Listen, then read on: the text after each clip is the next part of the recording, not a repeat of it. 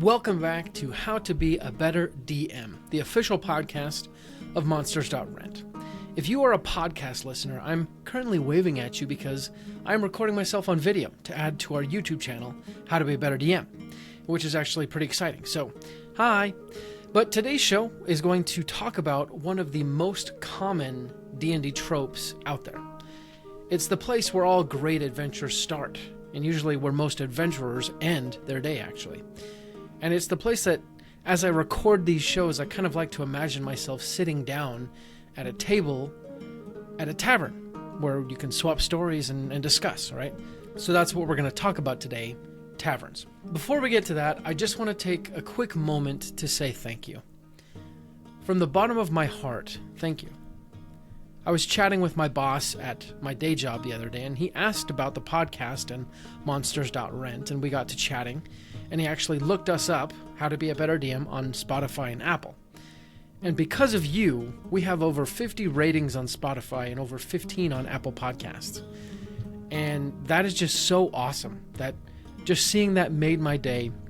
I can honestly say it put a smile on my face. So, from myself and my co-host Tanner, we want to say thank you. If we didn't have you listening and interacting, this would be much more lonely. So thank you for listening and adventuring with us. A couple weeks ago, I was running the free Halloween one-shot that we host here on the podcast, and spoiler alert, there is a tavern in that one-shot. And if I can be frank with you, during that one-shot, the party went to the tavern, and honestly, I did not feel as if I had fleshed it out as much as I wanted. In my opinion, improv is great, and it's a very important skill to have. It's crucial. But having a plan that goes well is always better than improvisation. And I had to improv. And in my opinion, it wasn't as cool at the one-shot as it should have been. So that got me thinking. Basically, every D&D campaign has taverns in them. They are a mainstay of the hobby. So I decided to do an entire podcast episode just on taverns. Specifically on how to use them, how to prepare them, and how to populate them. So today we're going to talk about some tips to make it easy for you to run them in your games. Let's first talk about the importance of taverns. First of all, you can choose not to have taverns in your game. Completely fine. Totally fine. You don't even have to worry about it. But, as I've already said, a tavern is a very classic trope of D&D games. It can function as the base of operations for your party. It can also be sort of that safe place that your band finds along their journeys. In video game speak, it would sort of be the save point. It can be much more than that, however. For one thing, it can be a place of great player-to-player role-playing, which, in my humble opinion, is probably the most important role-playing there is, and some of the most fun role-playing for the Dungeon Master to be a part of, or to watch. Combat can be so quick and hectic that sometimes it's nice to metaphorically kick back and have a nice drink with friends, and in fact, isn't that why we play D&D in the first place? Sometimes, also, you need your bad guys to, quote-unquote, kick down the door, as Brandon Sanderson and friends say on their podcast, Writing Excuses. What better place to have a bad guy kick down the door than a tavern? I think the most important reason to feature a tavern in your game is because our characters are adventurers. That, by definition, means that they rarely return home. But people still want to feel a sense of home, or at least sort of a sense of coziness. That's exactly what taverns were created to do. Throughout history, ever since the fall of the Roman Empire, taverns became a place of refuge for people on the road. So, why not sit back and enjoy the feel of a homey tavern with your friends? Obviously, if you want to feature a tavern, then it would be good to know the most basic elements of a tavern. As I like to say, though, once you know the rules, you can learn how to break them in fun and interesting ways. So, let me tell you what you will most likely find in a tavern, and then you can change things up in new and interesting ways, however you wish. First of all, there's the barkeep. Since a tavern is a type of bar, you obviously need a barkeep. The most basic requirements of a barkeep are that they serve drinks. In more common tavern settings, the barkeep is behind the bar. Often they know a lot about the town or the setting, but sometimes they don't. In most cases, the barkeep is just as iconic as the tavern itself, and that means that the tavern is a great time and place to really make a unique character that probably won't become embroiled with the party as a pocket NPC. Instead, it can be someone who is fixed, that the party can interact with and enjoy role-playing with, but that they won't sneak away. Next, you have the patrons. While the party may or may not ask about the barkeep, they will most definitely ask about the patrons. That's because the patrons pose possible threats or opportunities and possibly surprises for the party. Here too, you can create characters that will delight and entertain your party. But don't be surprised when the party adopts one of them or tries to kill all of them, because heck, that's what they do. Taverns are food service establishments, and more importantly, drink service establishments. That means you have to have food, or at the very least, drinks. And more importantly, you'll need to know how much the food and drink cost, because that is a very real cost to your players, and it helps with the immersion. If the tavern is big enough, you may need to add in some servers. These are likely waiters or waitresses in the real world, and it's a pretty simple thing to add these in and even make them unique and interesting. Or if you want, they can be boring and forgettable. It's all up to you. You see, servers aren't really necessary to a tavern like a barkeep or food are, or drinks, but they add an interesting element if you want to add them. Another interesting yet unnecessary piece to add into your tavern is the bulletin. This is simply a board with various notices pinned on it, and most of the time the notices are for jobs that need doing or things like that. And this can actually function as a very important game element, drawing your players from one plot point to another, or one adventure hook to another. And it simply adds an element to your tavern of adventure and mystery. And all you got to do is put it in the corner of any tavern and then watch your players dive into the adventures that you populate the board with. The last thing that you may or may not want to add to your tavern is what I like to call the interest. This is a blanket term for anything that makes the tavern experience memorable. First, though, if you don't want or care that the characters or players remember that particular tavern, then you don't need to put an interest in the tavern. An interest would be anything that would make someone remember that particular tavern. And actually, one way you might be able to think about this is, why would people come to this establishment over any other tavern? Or another way to think about it is, how can I make this tavern experience more fun for my players? It's similar to how you would find some way to add a quirk to an NPC to try to make them more memorable, like they have a twitch, right? To help you understand what I mean, let's do a couple of examples. In Faerun, in Waterdeep, there is a tavern called the Yawning Portal. And it's a very famous tavern, and there's actually a source book named after it.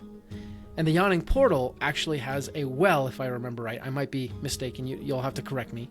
But this well supposedly leads to the Waterdeep underground dungeons and all that jazz. And that's one example of an interest. It's easy to remember, and it makes the tavern somewhat noteworthy or famous for that one particular aspect. Another example comes from the Halloween one-shot that I did a couple weeks ago. I had a tavern in the one-shot called Cagliagri's Cavern. And the tavern is actually inside a sinkhole.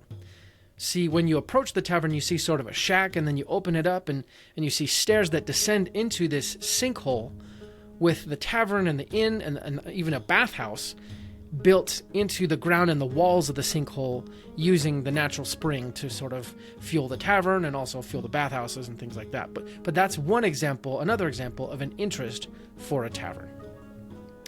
So now that we've talked about the basic elements of a tavern, let's talk about how to add one into your game.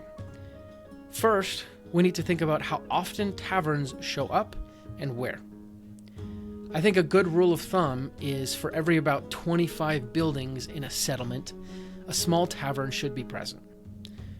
And for about every 50 buildings in a settlement, a larger tavern should be present, or possibly 2 small taverns.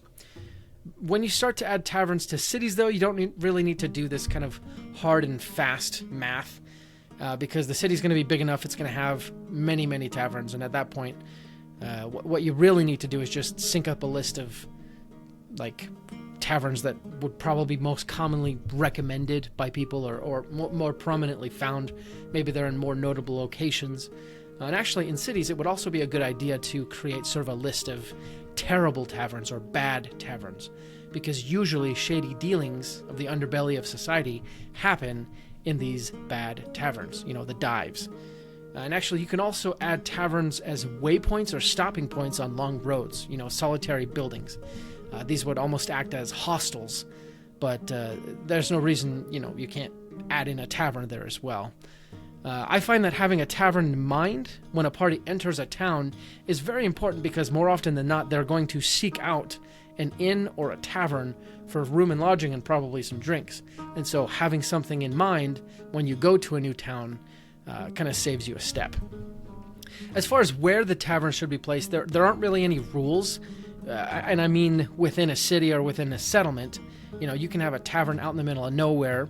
But that said, with towns and cities, it's logical to think that the center of the city will likely be home to older taverns that were there, as the city began, and then the city expanded out and new taverns were added onto the periphery, and so on and so forth. So kind of keep that in mind. But as far as where you can place them, there's no specific rules. Now, let's get to actually building your tavern. For the most part, every tavern's going to need a name. And no matter what, every tavern will need something that it's called by other people. And sometimes those two things are different. For example, if you decide to have a tavern whose owner just decided not to name it, everyone in the town might call it Some Guy's Tavern, right? Which would actually be its de facto name, but not its actual name given by its owner. Naming taverns is quite easy because you can actually do whatever you want. But that said, here are some helpful tips to help you do it even faster. First tip is to focus on the interest. If you've already picked the interest of the tavern, then you can just go off of that. Right? Going back to my 2 examples earlier, both the Yawning Portal and Cagliagri's Cavern draw their names from their interest. Number 2 is do it quick without hesitation. If you're coming up with a tavern on the fly, then your players will sense your hesitation if you hesitate. So, name the tavern, stick with the name, and defend it. Don't let your players bully you into thinking it's a dumb name, even if it is, right? Just come up with something and stand by it and put on your poker face. Number 3, the verb plus noun formula. If you are having trouble making up a tavern name, you can take a cue from the Dungeon Master's Guide and do the verb/adjective plus noun formula that might have gotten started with J.R.R. Tolkien, i.e. the Prancing Pony. With this, you simply pick a noun and then attach an adjective or an active-ing verb to the front of it, and you got a nice tavern name. So let's do some real quick, right? The Red Blade Tavern. There's a adjective, noun, tavern. Maybe something for pirates, right? That could be piratey. Or the Belching Barrel. I could see that being a very dwarvish type of tavern. The Shifting Mercury. That's pretty mysterious. See, it's not very difficult. It's pretty easy once you get the hang of it. Number 4, the noun's noun formula. If the previous formula doesn't fit what you're looking for, you can opt for the noun's noun formula. So you pick a noun, make it possessive, and then pick another noun. For example, Cagliagri's Cavern, as I've said before, or Arthur's Round Table, which actually sounds like it should be a themed restaurant. Vergoin's Vestibule. Lots and lots of different names that you can pick. With these tips, though, naming taverns should be a piece of cake, and your players will always think you're the most prepared DM in the universe because you are prepared to improvise when you need to. After naming the tavern, describing it is the next part. First, don't forget to do some work on the outside of the tavern. This is a very easy trap for people to fall into. In fact, I struggled with this myself, but the tavern experience actually starts outside the tavern. Are there drunks sleeping in the ditch off to the side? Does the tavern have well-paid bodyguards, maybe? Is the plaster peeling, or is the tavern made of rich mahogany wood? All of these facts tell your party about the establishment before they even set foot inside the door. Try and hint at what might be within inside when you describe the exterior. It's important to do this most of the time so that way when you decide to break the rules and make the inside opposite or contrary to the exterior, you're going to catch your party off guard. That's how you get the rewarding reveals that we all want, right? If you, most of the time, prelude the inside with the outside, they're going to expect the outside to match the inside, but then that's when you spring the trap. Moving inside, don't forget to describe the scene from all 5 senses. If you're in a hurry, you can pick one sense and kind of go with that, but doing all 5 senses is really the best way. Tell your players what they smell, what maybe makes their mouth water, what they hear, what they feel the temperature of the room to be. And after you get that taken care of, it's a good idea to explain the layout of the tavern. Obviously, every tavern is going to be different, but to help you out, let's describe just 3 generic tavern layouts that you could use in maybe any setting and kind of pick up at the drop of the hat. First is the cantina layout. This is pretty popular from Star Wars, right? In this tavern, the room can be basically any size, but the bar itself juts out into the middle of the room, with the barkeep being able to service people on both sides maybe, or there being 2 barkeeps, right? And the tables are usually kind of around the bar in sort of a circular pattern. Second, you have the classic bar. In this tavern, one wall is completely dominated by the bar, and the tables are arrayed throughout the room. Lastly, a third layout is the L-shaped bar, where the room itself is L-shaped, with the bar following the shape of the room, and the tables curving around the L-shaped bar. And with those 3 tavern layouts, you can actually describe basically, any quote-unquote tavern that you might come up with for your players, just with these simple shapes, and if you have to make these taverns on the fly. Now, let's talk about the most important part of the tavern, which is role-playing. The first thing you need to know is that you don't need to be ready to roleplay everyone in the tavern. But you do need to be ready to improv roleplay everyone in the tavern. And what I mean by that is you simply need to prepare a few select characters in the tavern, and everything else is gravy. Being a dungeon master is a lot like being a fisherman. You prepare the bait, but the fish decides whether they take it. So, being a good fisherman is knowing how to get the fish to take the bait. So, with this metaphor, you need to prepare what you hope your characters will interact with. Also, sorry if you can hear my kid, he's in the background. I'm on daddy duty right now. But anyways, so what I'm telling you is you need to spend much more time working on things that you actually want to play through, and downgrade or downplay things that you don't really care much about. And I actually make the mistake of doing the opposite all the time, adding in interesting details about peripheral NPCs that I don't care about, and then I get all surprised when the characters interact with that peripheral NPC instead of engaging with the elements of the story that I'm actually trying to put forth. Obviously, that's where improv comes in, but it's always a better experience if your players think you're improvising, but really you're actually just going off of stuff you've prepared. Anyways, I ramble a little bit. So, going back to role-playing, to role-play a tavern well, you have to take the basic parts we've already discussed and just flesh them all out a little bit more. We've talked about creating NPCs so often on the show that I won't go deep into making the barkeep or the servers or the patrons. More than that, you just need to know how to answer the question of why are they in the tavern right now. And in the barkeep's case, it's probably going to have something to do with why they started the tavern, or why they need the job, or their relationship to the owner. Or they could just, be there for a job and be kind of forgetful, right? Or forgettable. For the servers, it might involve not being able to find another job, right? Being in poverty, or trying to work and save to go somewhere else, to travel.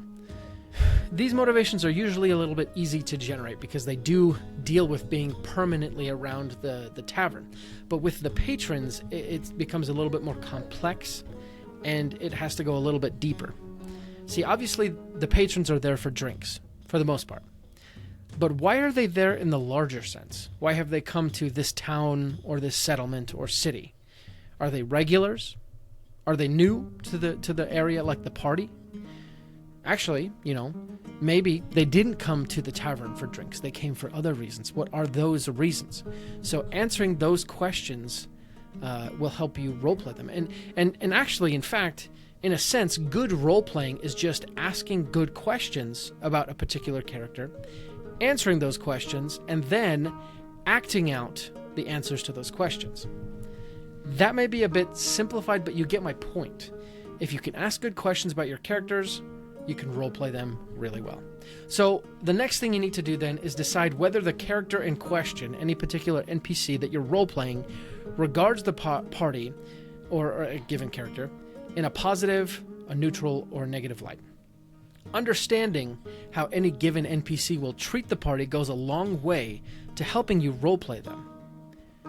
As a default, most people treat the party or adventurers in just a neutral way, having never met them.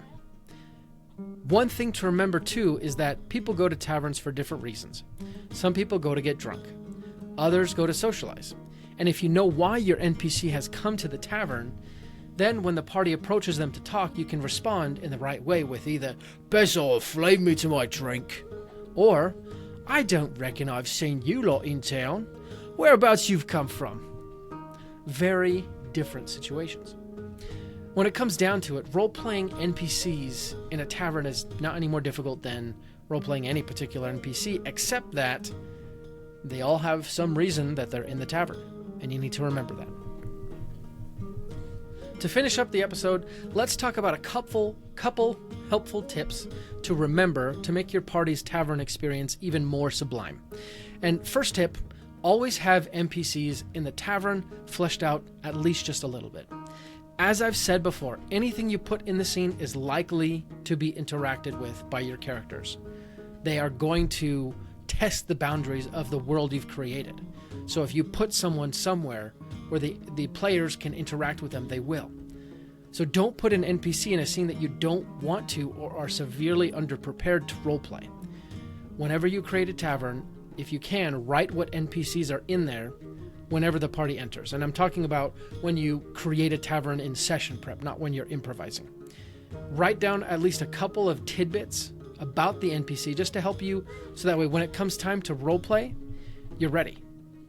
This is a tip, like I said, specifically for beforehand prep, but it wouldn't be a bad idea to keep a quick reference list of NPCs who have been somewhat fleshed out, as we've been saying, that you could put into a tavern like this.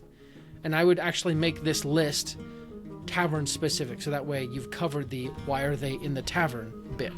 And a bit of more advice, you should probably do the same thing with NPCs at large, right? Number 2, flesh out the barkeep. Just as important as the NPCs, the patrons, is the barkeep. We've already said that. This is the person who the story of the tavern itself revolves around, because they are most likely the owner, most often the operator, right?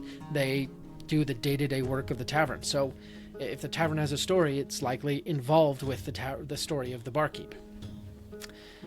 Like I said before, if the tavern, though, is supposed to be forgettable, then the barkeep doesn't matter. They can be forgettable too. But we don't play D&D to spend hours and hours with our friends and then forget them. So I would recommend you give your barkeep some sizzle. Give them an interesting quirk and help the players remember them.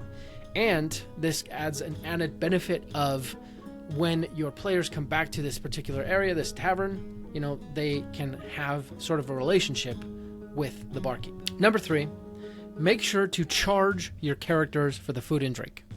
This tip obviously goes for every economic encounter in the game, but don't forget to make your players deduct money from their character.